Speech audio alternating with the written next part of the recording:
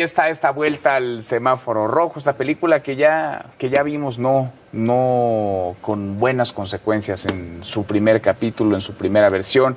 El Valle de México, el Estado de México, la Ciudad de México están en semáforo rojo. Otra vez. Sergio Sarmiento, ¿cómo estás, Sergio? Manuel, siempre es un gusto estar aquí. Gracias por invitarme. Gracias, como siempre. Juan Pablo de Leo. Manuel, ¿cómo estás? Buenas noches, Sergio. Buenas noches, Lourdes Mendoza. ¿Cómo estás? Muy buenas noches, buenas noches. Buenas noches, Sergio. Vimos ya esta película, la de marzo, abril, mayo, junio. Terminó muy mal, terminó con pérdida de empleos, cierre de negocios. Lo que vimos fue el 23 de marzo, se decretó una jornada nacional de sana distancia. Se usó el término jornada, que significa un día. Es un día de trabajo, eso es lo que significa jornada, pero nos dijeron que iban a ser 4 semanas. Sí. No fueron 4 semanas, fue por supuesto el pedazo de marzo, fue abril y fue todo mayo.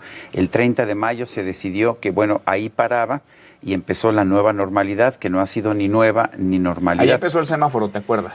Ahí empezó el semáforo, que después...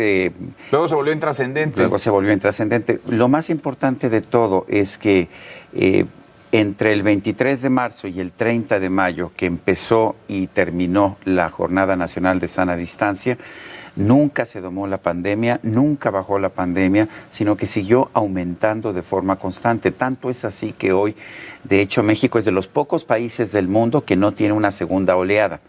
Y no tiene una segunda oleada porque nunca paró la primera oleada, porque ha seguido creciendo de forma constante. Y hay que reconocerlo. Mira, si yo supiera, o si yo dijera, este nuevo confinamiento va a costar que mucha gente se quede sin empleo. He estado escuchando y leyendo toda una serie de historias de vida de gente que te dice, esto es una desesperación total, me estoy quedando sin dinero, sin empleo, sin recursos. Si me dijeran, esto va a ayudar a reducir los contagios, yo te diría, bueno, es un sacrificio que vale la pena. El problema es que no funciona. No ha funcionado hasta ahora. Ni hay forma de que funcione. O sea, lo que nos dicen los epidemiólogos es que esto no funciona.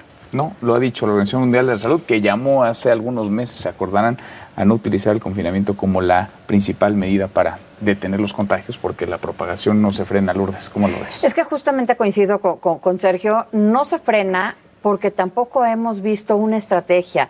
Me acuerdo perfectamente, ¿no? A principios de esta sana distancia, de la jornada de la sana distancia, comenzamos este espacio aquí. Y en ese momento preguntaba cuál era la estrategia que iba a seguir el gobierno para podernos llevar o transitar por esta pandemia. Y si hoy volvemos a hacer esa pregunta es, ¿cuál es la estrategia? No hay ninguna estrategia. O sea, no hemos sido congruentes y consistentes, no tienen nula credibilidad. ¿Por qué? Porque por un lado te dicen, no, primero sí sal, abrázate, bésate. El señor López-Gatell, subsecretario, ¿te acuerdas que decía, no hombre, el presidente no contagia porque él tiene la fuerza moral? Él se ha dedicado a ser más un politólogo que un subsecretario de salud para llevar adelante la pandemia.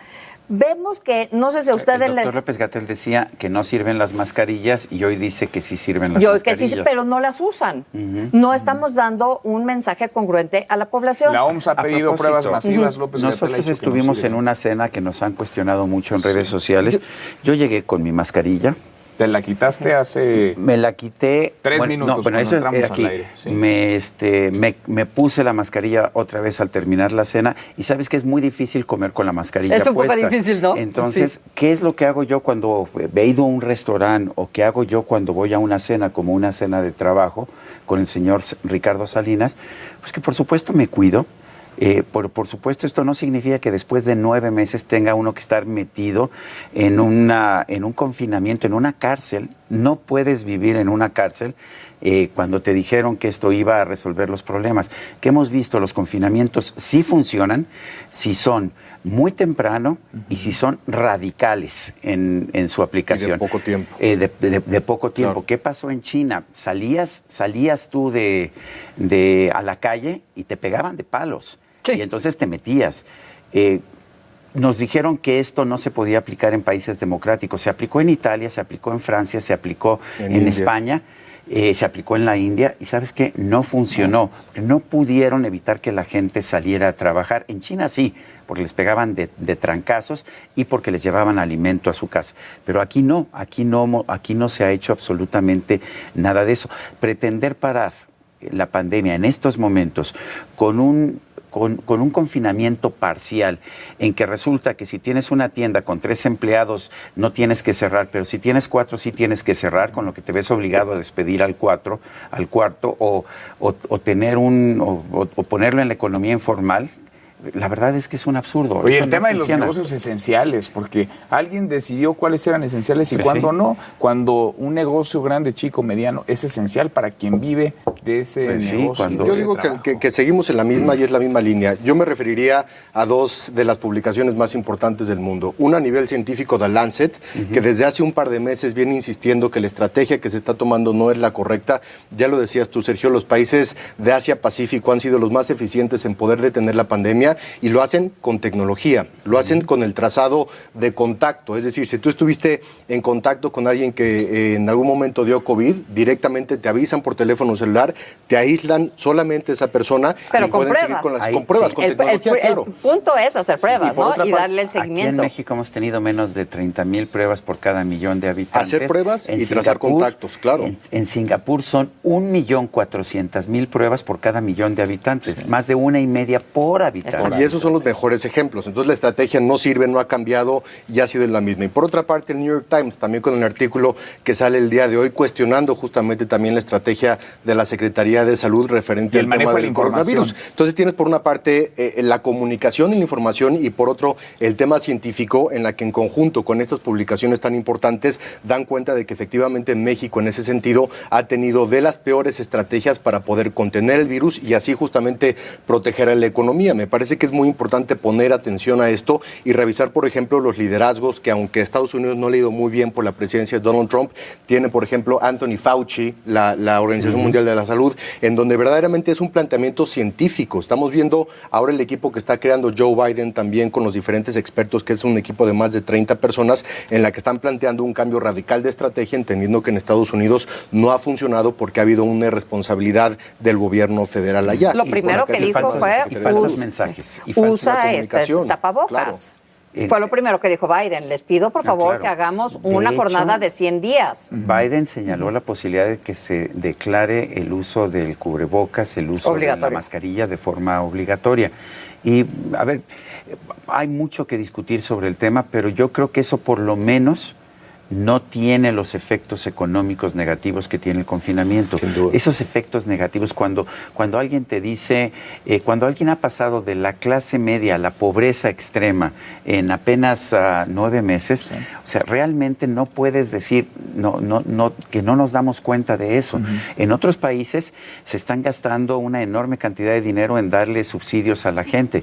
El gobierno de López Obrador decidió que ese no era el camino y quizás tiene razón. A mí no me gusta esto de estar rescatando empresas. Estados Unidos, $900,000 millones está se acaban de aprobar ahora. Se acaban de aprobar. Más lo que ya había dado. Pues sí. Pero bueno, vamos a suponer, y yo puedo aceptar la política del presidente y me parece razonable, no vamos a rescatar empresas, pero entonces no cierres. No puedes cerrar y decir, pues a ver si no te mueres de hambre, a ver cuántas semanas aguantas sin comer. A ver, ¿qué nos dejó el primer confinamiento? Nos dejó 12.5 millones de mexicanos que perdieron su fuente de ingreso. Nos dejó decenas de miles de negocios cerrados. Nos dejó un virus que siguió ahí, un virus que no se terminó, que no se fue, y nos dejó bandazos de parte de la autoridad. ¿Aprendimos algo de ese primer confinamiento? Vamos para lo mismo, porque te escucho yo, Sergio, decir, en el primer confinamiento nos dijeron, vamos a estar guardados, vamos a estar encerrados 4 semanas. Y mucha gente se quedó encerrada 4 semanas y si te acuerdas, no había nadie en las calles, la gente se quedó encerrada y los contagios continuaron. Pero se quedó encerrada la gente que puede darse ese lujo. Que no puede, sí. Acuérdense cuando veíamos en Semana Santa la viga, y la viga estaba pues como un hormigueo, ¿no? En donde la gente, el 60% de la población económicamente activa es informal. Ellos no se guardaron y se acuerdan que algún día también sacaron y traje a la mesa un estudio de un maestro en economía de Harvard y que en Estados Unidos hicieron este seguimiento puntual de cómo fue el daño económico y fue claramente en las zonas económicas con mayor nivel socioeconómico. Adiós, todo el mundo cerró, adiós los empleos. en las zonas, en Bronx, en Queens, ahí todo el mundo, más o menos, nada más había como 20 o 30, porque la gente tiene que salir a ganarse el pan nuestro de cada día. Entonces, lo que estamos viendo es que el coronavirus lo único que nos va a dejar de seguir por este camino es el rico va a seguir siendo rico o más rico y el pobre más pobre. Con lo complicado que atrae ¿Cuántos empresarios ricos conocemos que están encerrados en sus casas de Valle de Bravo, en sus casas de sus departamentos de lujo de Acapulco, y ellos sí se pueden quedar encerrados, manejan sus empresas por teléfono, por Zoom, y luego resulta que pues, el resto de la gente no puede darse ese lujo, así de sencillo. Y a nivel internacional está el tema de las vacunas, ¿no? Con países también igual, como Estados Unidos, como Rusia, como China, como Reino Unido, que van a tener un acceso importante a las vacunas y pueden ir cambiando ya la estrategia hacia un tema de rebaño y de cantidad de 40, 50, 60 millones de vacunas, como también lo está haciendo Nueva Zelanda y demás. Aquí el tema de las vacunas también, hoy se retrasó el tema también de Coahuila, parece ser que las vacunas no van a llegar ni en los números que se tenían presupuestados, ni con la prontitud que se tenía presupuestada, y eso te obliga a seguir tomando una estrategia de los mejores ejemplos internacionales, entendiendo que la vacuna, que sí, va a ser la gran salvación hacia el 2021, en México, en cuanto al programa, en cuanto a las exportaciones e importaciones de esas vacunas y en cuanto a la prontitud, parece tampoco tener claridad. Entonces, más nos vale estar aplicando una estrategia justamente con las tecnologías, con los contactos, con las pruebas, entendiendo que esto tampoco no va a ser la panacea para México. El invierno está entrando, el invierno entra en horas. Pero hablabas tú de las vacunas del coronavirus. Si no tenemos vacunas de la influenza, no hay vacunas suficientes de la influenza, ha sido un problemón. Pero déjate otra cosa. Teníamos un buen sistema de distribución de medicamentos y el gobierno lo desmanteló, y lo desmanteló a propósito porque dijo que había corrupción. Nunca presentó las pruebas de la corrupción, pero sí desmanteló el sistema. Ahora se necesitaba un sistema todavía mejor, que tuviera hipercongelación, porque la vacuna de Pfizer requiere de hipercongelación. Pero es más fácil construirlo sobre la base de un sistema que ya funciona y que ya distribuye medicamentos con una cadena de frío en el país, que ahora hacerlo de cero. Se creó un instituto para repartir los medicamentos en el país. Con loncheras de congeladores. Pues no sabemos ni cómo va a funcionar. Pero la gente no tiene ninguna experiencia. Lo que me dicen es el manejo de la pandemia mal, desastroso, en términos de comunicación y de resultados. El manejo ahora de la vacuna, errático, porque no sabemos bien a bien. La responsabilidad se recarga hasta ahora en Pfizer, es la única vacuna que está avalada, que está aprobada, pero los tiempos presensados, pero en México no, aún la de Moderna. No, sí. Pero, digamos, el calendario que presentó la Secretaría de Salud comenzaba mañana el proceso de vacunación. Mañana no va a haber vacunas en nuestro país. Pero y tampoco parece haber medidas en lo económico. Hubo simulacro como película de Hollywood el viernes pasado, pero tampoco en términos económicos parece haber ruta mayor estrategia. Sí hay cosas buenas. Déjame defender, y lo voy a decir aquí porque también lo he dicho en el pasado, voy a defender. A mí me gusta la filosofía del presidente de prohibido prohibir. El presidente dijo que no se iba a prohibir. Si vemos en la Ciudad de México se está prohibiendo que la gente trabaje, por lo menos que la gente pobre trabaje, o que la gente que quiere conservar su sustento trabaje. Los que van al día. El presidente dijo prohibido prohibir, el presidente dijo esto lo tenemos que hacer sin violar las garantías individuales. Sin medidas coercitivas, dijo también. Sin medidas coercitivas. Yo ahí estoy de acuerdo. Solo que en el Estado de México y en la Ciudad de México, con un gobierno priista en el Estado de México, con un gobierno morenista en la Ciudad de México, estamos viendo una decisión que, si por lo menos me dijeran va a dar resultados, va a disminuir el número de contagios, diría yo, pues es un sacrificio utilitario. Pero no es eso, sí, todos no terminan de prohibir por completo. Yo sabía como que ibas a decir eso, ya sabemos, eres el hombre de las libertades y lo hemos platicado muchas veces en este estudio. Yo creo que en eso yo estoy de acuerdo contigo, que cada quien puede decidir si quiere o no quiere. Sin embargo, las autoridades nos deberían de dar la información necesaria, verídica, para poder nosotros tomar una decisión correcta. ¿Por qué lo traigo esto a colación en este momento? Ayer a las 12:17, por el número de SMS del 51515, dijeron, emergencia de COVID, los hospitales están al límite, regresamos al aislamiento total. Desde hoy no abren los sectores que no sean indispensables, ¿no? Esto es gobierno de la Ciudad de México, no salgas, no hagas fiesta.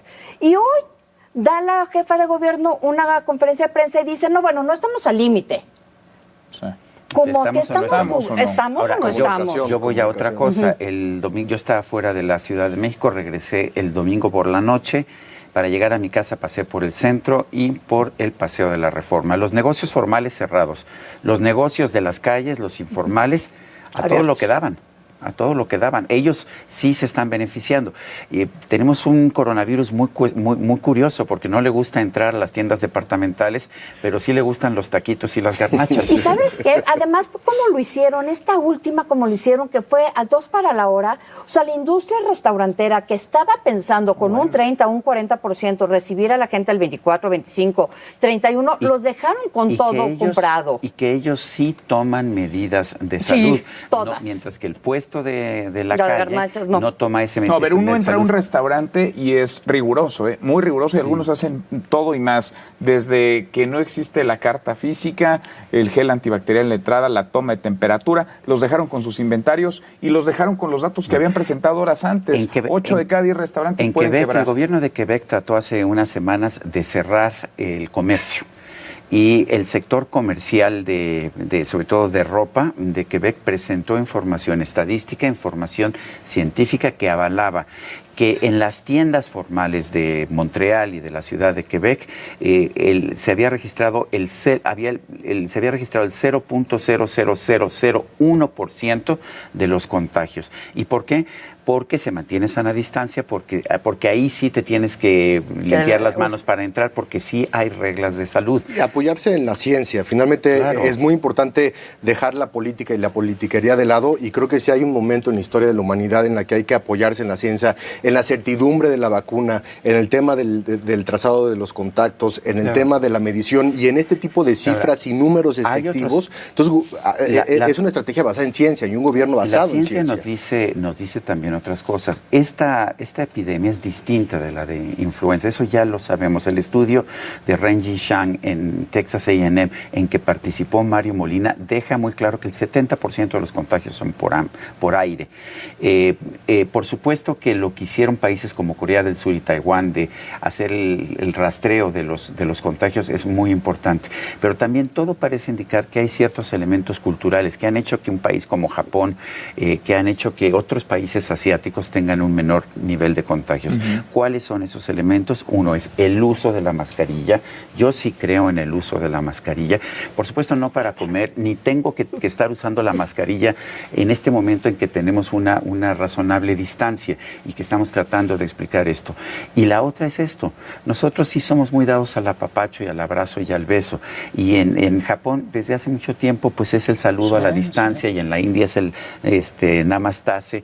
Y yo creo que debemos entender que eso ayuda también. Y ayuda también los mensajes de las hoteles, la consistencia, la comunicación congruente, informada de las propias ¿Hasta cuándo vamos a mantener al subsecretario López-Gatell siendo subsecretario con la cantidad de muertos, cuando él dijo el peor escenario son 60,000 muertos? Hoy nuevamente volvió a decir, yo no soy el que me equivoco. Todo el mundo se equivoca, pero mis cifras no están equivocadas. A la comunidad científica, hablando de ciencia. Es increíble. A la comunidad científica. ¿Qué tema? Pues ahí vamos en esta nueva película, en este nuevo capítulo. Sergio, nada más para cerrar lo que decías, esa posada que se ha dicho que existió, fue todo menos una posada. No fue una posada, fue una cena. Tú estabas allá, yo estaba ahí. Llegué con cubrebocas, salí con cubrebocas y tuve a ver, estás comiendo, tienes que quitarte el cubrebocas y dicen, es que fue una borrachera. Yo tomé media copa de vino. Tú tuviste que venir aquí a trabajar. Tuviste que venir a trabajar y regresaste después. Era una cena de trabajo. Déjame decirte otra cosa. Sí creo que después de 9 meses de un confinamiento que no ha servido para nada, tenemos que ir viendo cómo hacemos para reanudar contactos familiares, contactos profesionales, en las escuelas también creo que debemos hacerlo. Y por supuesto que debemos hacerlo. ¿Quién dio a conocer el video o quién dio a conocer las imágenes? Pues fueron el propio señor Salinas y Pati Chapoy. No había nada que ocultar. Nada. Era una cena perfectamente correcta. Totalmente. Sergio, gracias. Gracias a ti. Muchas gracias. Juan Pablo, No, muchas gracias. Sergio. Gracias, Lourdes, Lourdes, muchas gracias. Lourdes Mendoza. Oigan, gracias. feliz Navidad, ¿no? Feliz ya Navidad. No, nos toca, Feliz Navidad, no nos sí. toca vernos. Feliz Navidad. Feliz Buen Navidad. año. Bueno, yo Buen aquí, cierre de yo año, aquí buen estaré, de 2020. hecho, como soy medio trabajólico. Gracias por vernos. Pásenla bien.